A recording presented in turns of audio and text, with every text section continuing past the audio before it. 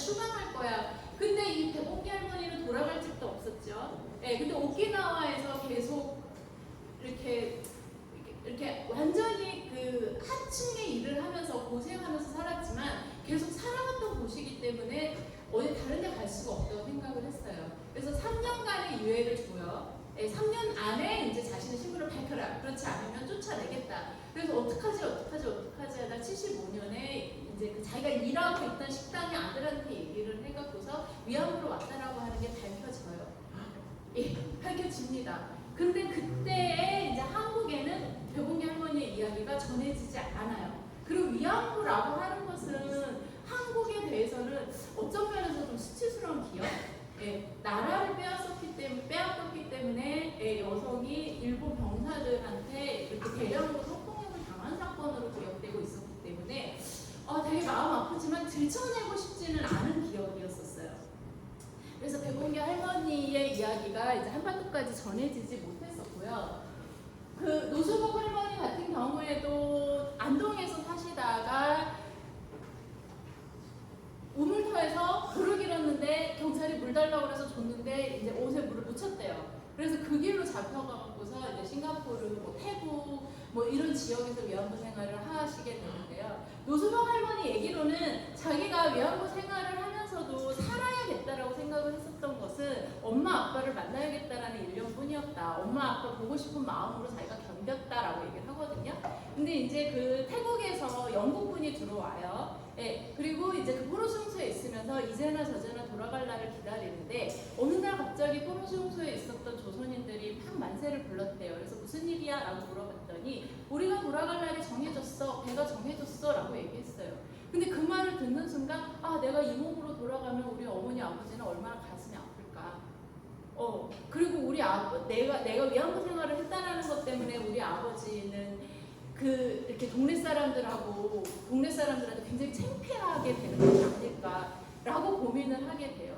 그래서 돌아오는 날이 정해지고 포로수용소를 탈출을 해서 현지에 남게 됩니다. 그래서 이제 거기에서 결혼해서 계속 사셨는데요.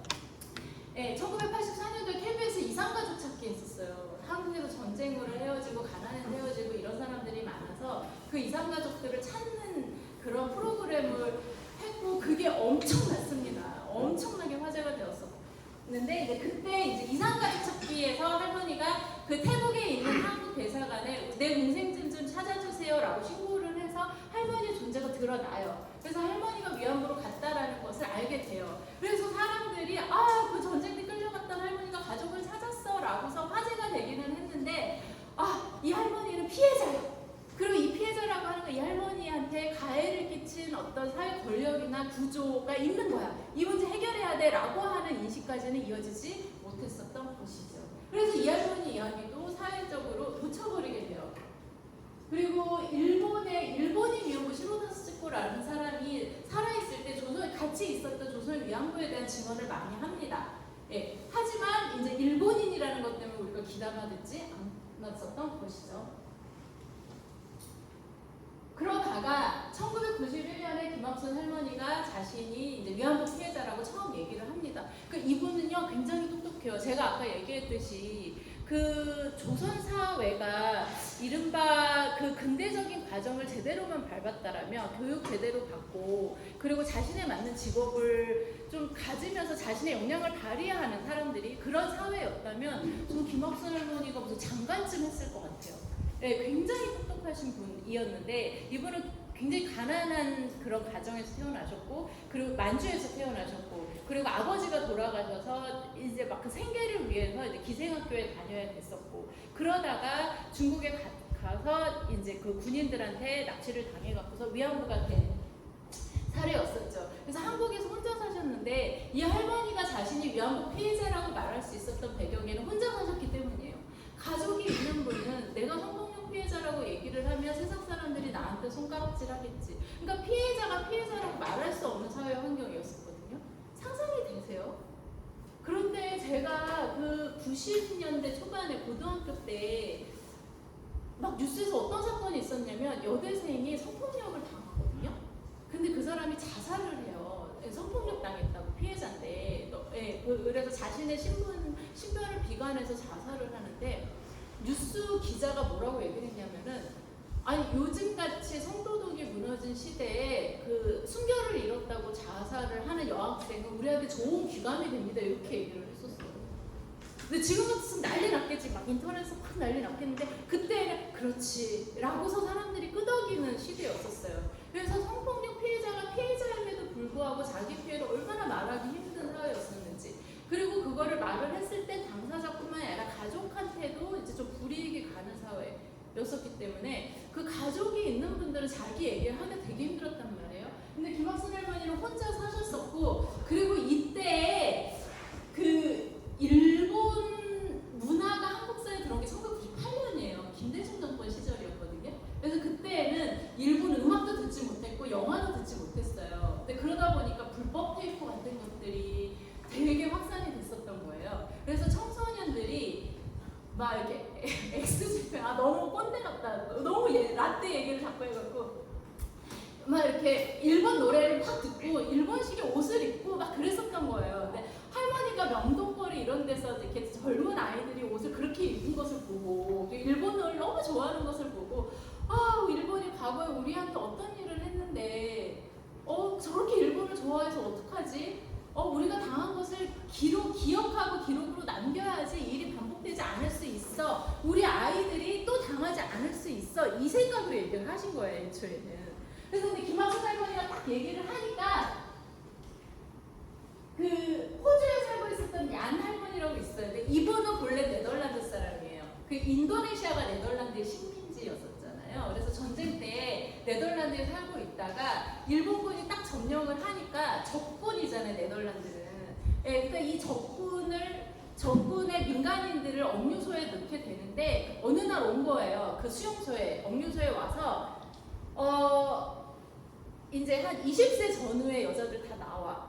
그리고 딱 나와요. 그리고 가면은 군인이 있는 곳에 갈 거야. 근데 너네들은 우리 말을 잘 들어야 돼. 우리 말을 잘 들으면 여기 있는 억류소 사람들이 겨울을 큰 문제 없이 이렇게 지낼 수 있어. 하지만 우리 말을 듣지 않는다면 이 사람들은 이제 식량도 없고 뭐 추위에 떨고 죽게 될 거야. 뭐 인도네시아긴 하지만, 막 이런 식으로 얘기를 한 거죠. 그래서 이 여성들이 어쩔 수 없이 갔어요. 이거 자발적이에요, 강제예요. 그렇죠. 근데 이걸 갖고 자발적이라고 그러는 거예요. 너 갈 거야, 안 갈 거야? 안 가면은 이 사람들 죽어. 선택해. 그럼 갈래요. 이게 자발적이라는 거예요, 지금. 자발적이기 때문에 일본 정부 책임 없다라고 얘기를 하는 게, 이러한 과정을 갖고서 정치적으로 이렇게 언설을 정적으로 공격을 하는 것입니다. 근데 이분은 좀 이제 전쟁 끝나고 결혼도 하시고 그 인도네시아에 있었던 영국군이랑 결혼해서 호주에 가서 호주 사람이 됐어요. 그리고 가족들하고도 관계가 좋았는데 그 위안소에 있었던 그 트라우마가 어느 날 갑자기 생각이 나면은 되게 평온한 일상 가운데서 이렇게 막 내 몸을 불이 이렇게 휩싸고 있는 것 같았다. 너무 고통스러웠다. 그리고 나를 사랑하는 내 가족들이었지만 언제나 가족들한테 떳떳하지 못했었다. 이렇게 얘기를 하세요. 그런 와중에 김학순 할머니 이야기를 접하고 저거는 그런 일이 다시는 반복되어서는 안 된다라고 하는 뜻에서 용기를 갖고 얘기한 것이다. 내가 힘을 보태야겠다라고 해서 이 할머니도 자신의 피해를 얘기했어요. 이 할머니가 모티브가 된 사례는 그 I Can Speak라는 영화 보시면은 미군 하원의원 때 결의한 때 이게 백인 할머니 증언자 한 명이 있거든요. 그러니까 그분이 얀 할머니를 모델로 해갖고서 캐릭터화 된 것입니다. 그러니까 말레이시아에 있었던 무슬림 할머니가 그럼 나도 이야기를 해야겠다. 그러니까 말레이시아는 이슬람 국가이기 때문에 훨씬 더 보수적이에요. 그런데도 내가 저 여기에 나도 같이 얘기하지 않으면 안 된다고 생각을 했다. 근데 오로지 그거예요. 얘기할 때는 전쟁은 안 된다. 전쟁을 하면 누군가 죽는다. 병사도 죽는다.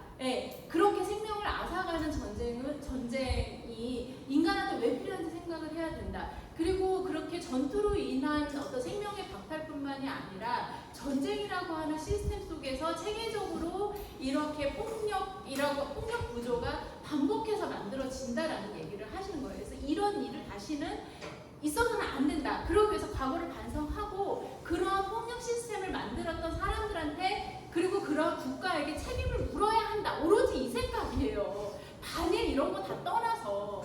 그렇기 때문에 피해자들도 많이 하는 얘기가 일본 병사도 많이 죽었어, 불쌍했어 이런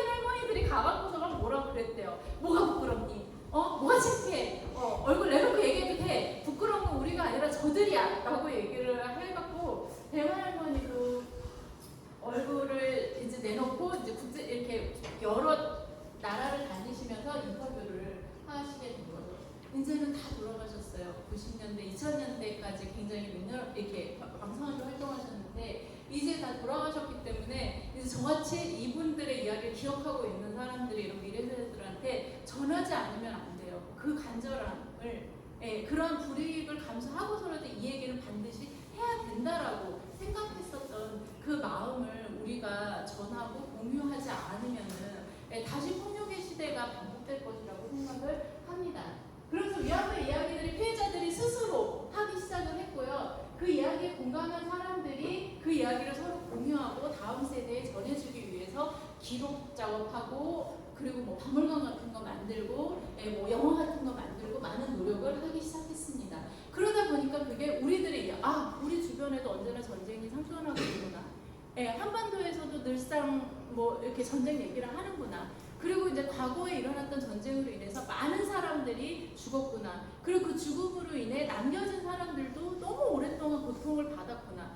우리들의 이야기하고 계속 만나고 있다는 것을 알게 된 것이죠. 그래서 우리의 고통을 끊을 수 있는 방법은 이분들의 문제를 해결하는 것하고 굉장히 연동되어 있다라고 하는 것을 깨닫게 된 것이었어요.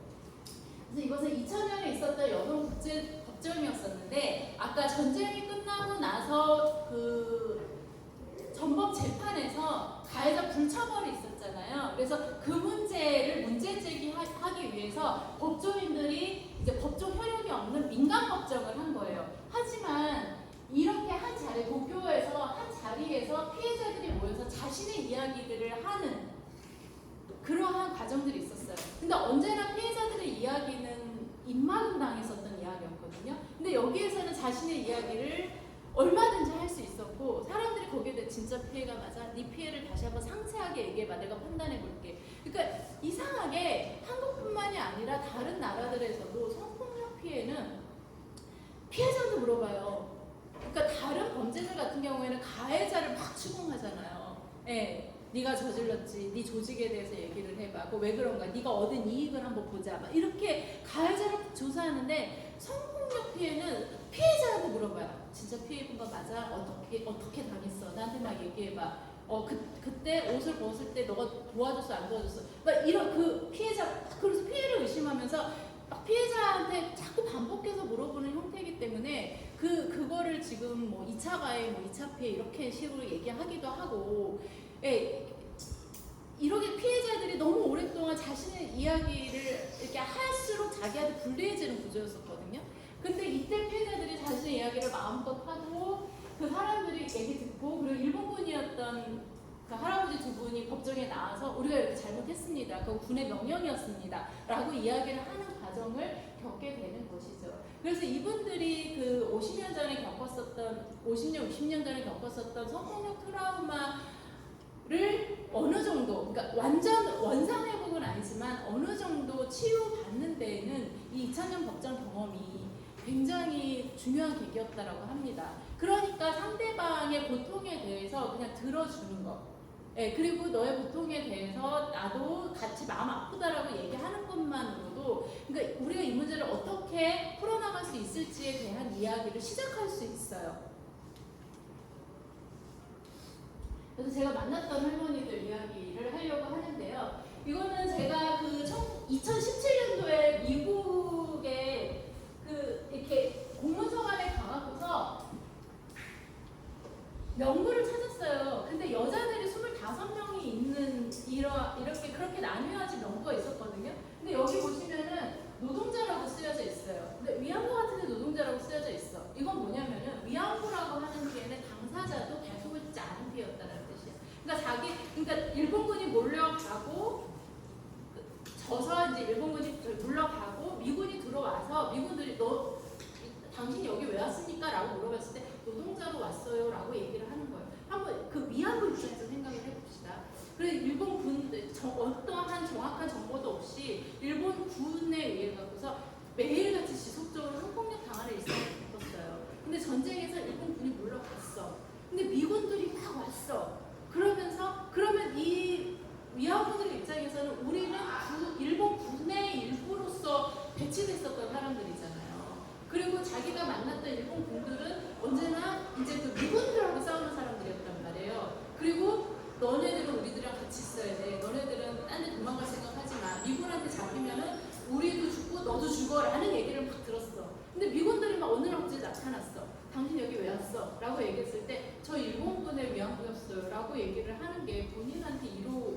아니고 이제 판단이 안 되잖아요. 판단이 안 될 뿐만 아니라 굉장히 위험하게 느껴지잖아요. 그러니까 본인이 노동자라고 얘기를 하는 거죠. 그리고 그 안에 사진들이 있었는데, 사진들이 있었는데 그 240명 중에서 트럭섬에 있다 왔다라고 얘기하신 분이 대구에 살다가 돌아가신 이복순 할머니였어요. 그래서 이 이복순 할머니의 이야기를 추적하다 보니까 일치한다는 걸 알았던 거죠. 근데 사실 추적하기 이전부터 사진 보고 알았어요. 사진 보고 알았지만, 저는 역사학자니까 그 세상에 이걸 설득하기 위해서 근거자료 계속 대야 되잖아요. 그래서 할머니의 재적 등본을 막 찾는 작업들이 막 있었고, 주변 사람들을 인터뷰하는 그런 작업들이 있었고, 그래서 이 노동자라고 쓰여진 이 25명의 여성들이 위안부라는 걸 알았어요. 이건 뭐냐, 우리가 역사 공부할 때는 일단 자료부터 보잖아요. 문헌 자료부터 보잖아요. 하지만 사회적 약자들에 대한 기록은 정확하지 않다는 거예요. 그리고 이들에 대해서 얼마든지 왜곡된 기록들이 있어요. 그래서 역사를 접할 때 문헌 자료를 전적으로 신뢰를 해서는 안 돼요. 이 자료가 누가 무슨 목적으로 어떻게 생산한 건지에 대해서 알고 있어야 돼요. 그리고 이 자료가 다루는 대상에 대해서, 그러니까 이 대상을 손쉽게 이용하기 위해서 쓰여진 자료라면은 이것은 이 당사자를 위한 기록은 아니에요. 그랬을 때 나는 어떤 입장에 설 것이냐, 이 권력자 입장에 쓸 것이냐, 이 권력에 의해 갖고서 자신의 삶이 주체적으로 살 수 없었던, 본인의 의사에 의한 삶을 살 수 없었던 사람들의 이야기를 써나가면서 우리는 계속 해갖고서 이러한 거대한 어떤 권위주의에 억압받는 사람들을 해방하는 역사를 쓸 것이냐. 그건 역사가가 이렇게 자기 방향을 정하는 거예요. 그걸 관점이라고 하거든요. 그래서 지금 많은 이슈들에 대해서 다양한 의견들이 있잖아요. 그래서 그것을 흑백으로 보기보다는 왜 저런 얘기를 하는지 듣고, 그렇다라면은 나는 저 사람들이 제시하는 미래 중에서 어떤 미래에 동참하기를 바라면서 나는 이 사람 이야기에 힘을 보태겠다라는, 우리가 스스로 역사 소비자들이 생각을 하는 게 굉장히 중요합니다. 그래서 저는 역사학자로서 위안부들이 겪은 이야기를 최대한 상상을 해서 쓰는 쪽을 선택을 했어요. 그래서 이 기록이 노동자가 아니고 위안부다라는 것을, 그리고 왜 위안부라고 얘기하지 못하고 노동자로 쓰여졌는지에 대해서 그 맥락을 설명하는 그러한 작업을 했습니다.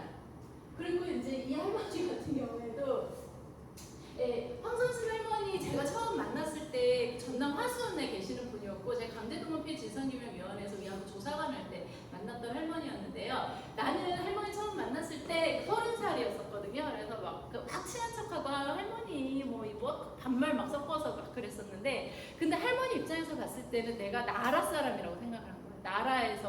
나라 기관에서 소속돼서 자신을 조사하러 온 사람이었었고, 내가 어떤 판단을 하느냐에 따라, 그러니까 위안부가 될 수도 있고 위안부가 아닌 그냥 성폭력을 겪은 사람, 근데 위안부가 아닌 성폭력을 겪은 사람이라고 그랬을 때 이 마을에서 할머니를 보는 눈은 곱지는 않았을 거예요.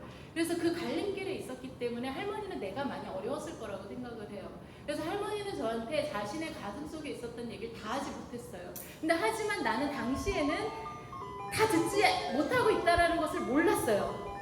그래서 할머니가 나한테 뭐라고 얘기를 했냐면은, 내가 못생기다고 일본 군인한테 많이 맞았어, 뭐 이런 얘기들 많이 하고, 내가 있는 곳에는 하얀 옷을 입은 군인들이었어. 그래서 그럼 해군인가? 뭐 이런 것들을 생각을 했는데, 저랑 만나고 한 5년쯤 있다가 일본의 요시미 요시아키 교수라고 되게 그 위안부 문제 해결을 위해서 이제 그 중요한 자료 많이 발굴하신 교수가 있거든요. 근데 이 사람 한국말 못해요. 그리고 머리 하얘요. 그래서 이 사람이 할머니를 통역 대동하고 만나러 온 거예요. 근데 나한테나 요시아키가 되게 중요한 사람, 그러니까 그 위안부 문제에 있어서 어떠한 입장에서 말하는 사람이라는 거 알지. 할머니 입장에서는 어느 날 일본 교수가 와갖고 할머니 위안부 때 얘기해주세요 이런 거예요. 그러니까 이 할머니는 어떤 마음이었을까? 할머니 마음을 한번 생각해 보세요. 여러분들은 어떻게 얘기를 했을까? 나를 이해해주는 선생님하고 얘기할 때랑 이놈아 그러면 안 돼라고서 늘상 말하는 선생님이랑 얘기할 때랑 나의 언어는 달라지잖아요. 그러니까 이 할머니는 요시미 교수한테는 일본 군인도 불쌍했어, 전쟁에서 많이 죽었지라고 얘기를 했단 말이에요. 근데 나한테는 일본 군인이 나를 많이 때렸어라고 얘기를 했어요. 그러니까 자신의 피해를 나한테 인정받고 싶었던 거지. 예. 그러면 할머니가 둘 중에 한 사람한테 거짓말을 했을까? 그건 아니라고 생각을 해요. 예. 그러니까 전쟁 때에서 이제 그 전쟁 때 군인들이 죽어 나가는 것을 보면서 이 전쟁이 이렇게 무서운 거구나. 이렇게 누구든 다 죽는구나 라고서 생각을 했을 거고, 그리고 하지만 이 위안소에 나를 찾아오는 사람, 나를 때리는 군인은 되게 원망스러웠을 거예요. 그게 이제 나를 만났을 때, 이제 그 30살 된 한국인 여자 아이가 왔을 때 하고 일본의 남자 교수가 왔을 때에 어떻게 자신의 그 경험이 이해될 수 있을까, 그거를 고민하면서 얘기를 하셨다고 생각을 해요. 예. 그래서 증언이라고 하는 것은, 이야기라고 하는 것은 들어주는 사람에 따라서 달라질 수 있어요. 예. 그렇기 때문에 이거 거짓말이야. 그래서 일본의 기자가 처음에 할머니들이 막 증언할 때 이 할머니가 뭐 5월 3일 어디 장소에서는 뭐 어떤 군인한테 뭐 70명한테 당했다고 그런다. 뭐 6월 7일 어느 장소에서는 뭐 군인 30명한테 뭐 칼에 치였다고 얘기했다. 그거를 다 받아 적어요.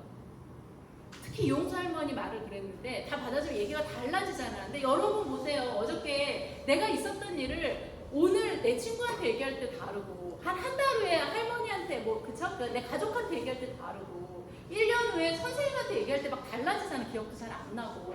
하지만 이 얘기를 통해서 내가 하고 싶은 얘기는 있는 거잖아요. 근데 이제 일본에서 그렇게 피해자들의 얘기를 다 적어갖고 얘기가 달라지기 때문에 거짓말이라고 얘기를 한 거예요.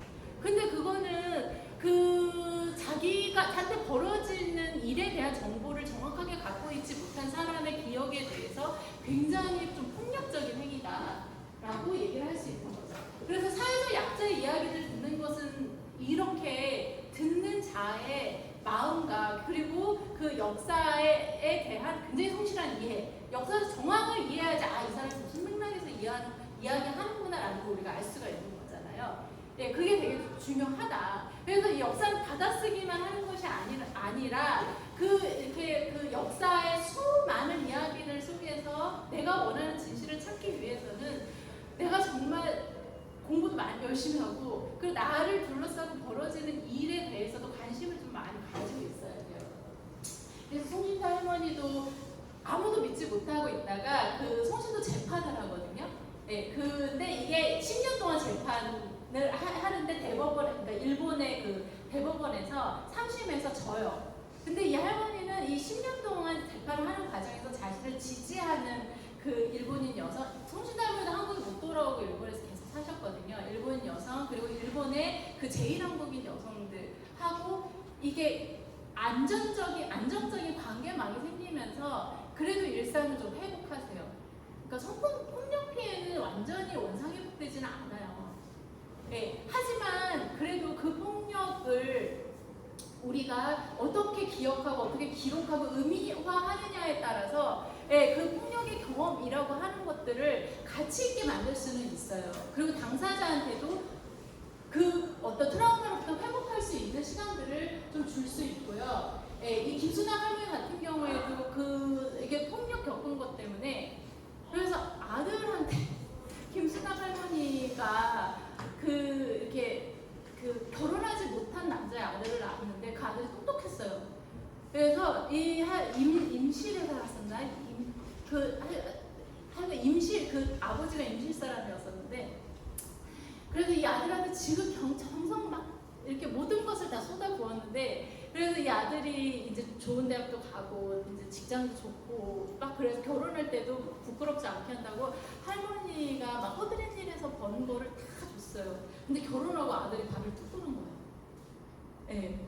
아들도 그 엄마랑 자라면, 아버지 없이 엄마랑 자라면서, 그리고 또 아버지가 다른 동생이 또 한 명 있었거든요. 그러니까 그 큰아들도 되게 좀 여러 가지 이야기가 있었겠죠. 마음이 많이 이제 복잡했었겠죠. 근데 결혼하고 엄마랑 관계를 뚝 끄는 거야. 그러니까 김순아 할머니가 너무 고통스럽잖아요. 근데 그 미움이 누구한테 당했겠어요? 누구한테 당했겠어? 며느리한테 당한 거지.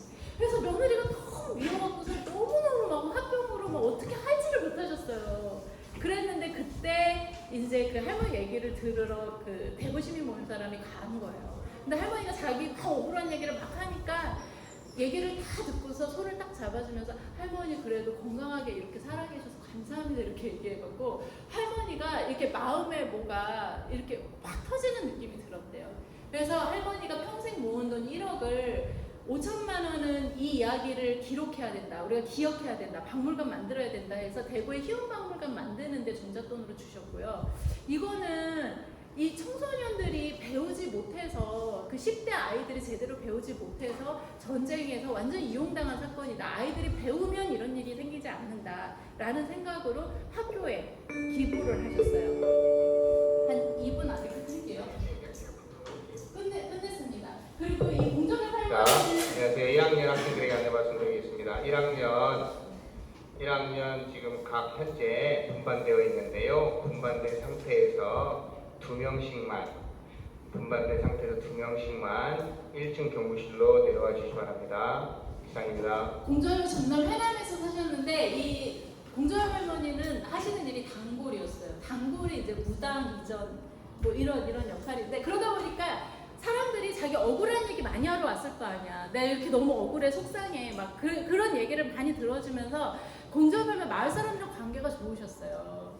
예, 관계가 좋아서 다른 할머니 되게 외롭고 막 화병에 시달리고 이랬는데 공정의 할머니 그러진 않으셨어요. 근데 이제 당시에 우리가 2002년도에 할머니 찾아갔거든요. 제가 증언집 6집 만들면서 할머니를 찾아갔었는데 그때까지 아들한테 자신의 피해를 얘기하지 않았어요. 근데 우리가 이제 할머니 얘기 들으러 가니까 이제 맨날 먹을 거 바리바리 챙겨주시고 맨날 기도해주시고 막 우리한테도 그렇게 마음을 쓰셨어요. 그리고서 아들이 알게 됐어요. 자기 엄마가 위안부로 다녀온 걸. 근데 아들이 어머니 그 세월을 말도 없이 어떻게 견디셨어 이렇게 얘기한 거예요. 네, 그래서 할머니가 너무 평생 그게 한이었는데 그러니까 굉장히 많은 위로를 받으셨어요. 자기가 너무 사랑하는 사람이 자신을 탓하지 않고 자신의 이야기를 들어주고 심지어 위로까지 해준 거에 할머니의 일상이 많이 평온해지셨어요. 그리고 할머니 돌아가셨을 때 이 해남의 마을 사람들이 할머니가 너무 험하게 살아오셨지만 이렇게 너무 예쁘게 보내드리고 싶다고 꽃상에 태워서 보내드렸거든요. 그래서 사실은 이렇게 엄청난 역사적인 그 사건을 겪은 사람들의 피해는 온전히 회복되지는 않아요. 사실 할머니들이 제일 바라는 거, 할머니 뭐 돈만 바란다 뭐 이렇게 얘기를 하지만 할머니들이 제일 바라는 건 그냥 17살로 돌아가는 거예요. 정말로 바라는 건. 지금 그러잖아요. 이태원 피해자들도 죽은 사람 다시 사는 걸 제일 바라지만 그게 안 되니까 그렇다면은 이렇게 우리가 할 수 있는 일이 뭘까 막 고민하는 거잖아요. 근데 할머니들도 맨날 나를 위안부 끌려가기 전으로 나를 되돌려줘 이거였었거든요. 근데 이제 그거를 할 수 없으니까 우리의 그러한 삶이 그래도 가치가 있으려면은 이런 일이 반복되지 않도록 우리의 이야기를 전하는 거야 라고 생각을 한 거예요. 그래서 할머니 지금은 우리가 이용수 할머니 얘기만 뭐 하고 뭐 김복동 할머니 얘기만 하고 이러지만 사실은 90년대 이후에 이렇게 마이크 잡고서 얘기해 주시는 할머니들이 되게 많았어요. 그리고 이제 이렇게 학교에 와갖고서 할머니들이 많이 얘기도 많이 해줬었고 학생들한테. 그리고 아까 김순학 할머니 있잖아요. 김순학 할머니는 그냥 시민들한테 얘기하는 건 괜찮으셨는데 학생들한테 얘기하는 거 제일 어려워하셨어요. 그러니까 이 학생들은 열심히 공부해서 그쵸? 그리고 사회적으로도 열심히 일하고 좋은 가정 꾸리고 행복하게 살아야 될 사람인데 자신의 험한 얘기를 하는 게 미안했었던 거예요. 근데 이렇게 할머니가 막 얘기했을 때 학생들이 할머니 저 졸업하고 갈 테니까 그때 술 한잔 해요. 그러면 할머니가 너무너무 기뻐하셨어요. 학생들이 당신의 이야기를 너무 심각하지 않게 그리고 이렇게 할머니를 내 이웃으로서 받아들여 주는 것에 대해서 굉장히 기뻐하셨고요. 그리고 이제 그래서 할머니 이야기를 그 기억을 우리가 어떻게 또 나의 기억으로 만들까? 그리고 기억하기 위해서 어떤 작업을 할까? 글을 쓰는 것도 있고 여러분 중에서 영화 감독이 돼서 영화를 만들 수도 있겠고 그쵸? 그리고 어떤 회사 기획사에 들어가서 어떤 기획을 하는데 할머니들의 이야기를 끌어올 수도 있고 다양한 방법이 있어요. 그리고 이제 그 중에 하나가 이런 추모비들을 세우는 것이죠. 그래서 소녀상이 이제 한국에 막 120개 이상 세워져 있고 이런데 사실 모습은 굉장히 다양하게 세워져 있고요. 그리고 다양하게 세워진 만큼 각 지역에 있는 소녀상들은 자기의 이야기들을 또 고유하게 가져요. 그래서 120개가 넘는 소녀상이 있다면 그거는 120개가 넘는 피해자들의 이야기가 있는 거거든요. 그래서 이거를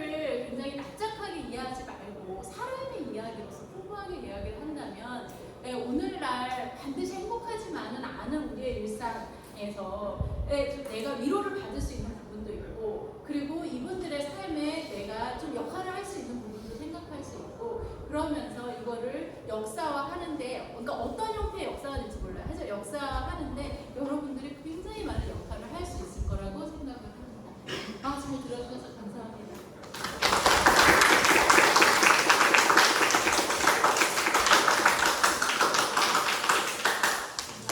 우리 여러분들 잘 들어줘서 고맙고, 자, 오늘 들으면서 이제 공감을 조금 주제로 좀 하고 싶어요. 그런 내용을 여러분들 각자의 자신의 이야기로 해서 언제까지 제출하냐면 월요일 4시 반까지 제출하세요. 아셨죠? 자, 이동합니다. 이동. 이동.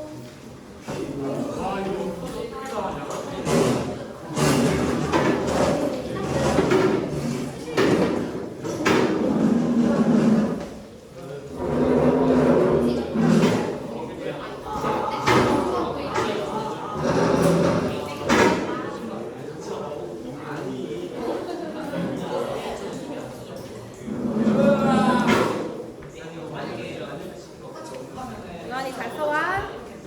이거 내 거 아니네? 나한테 물어볼 거 있는 얼굴인데. 아니야, 너무 열심히 달리고 있어.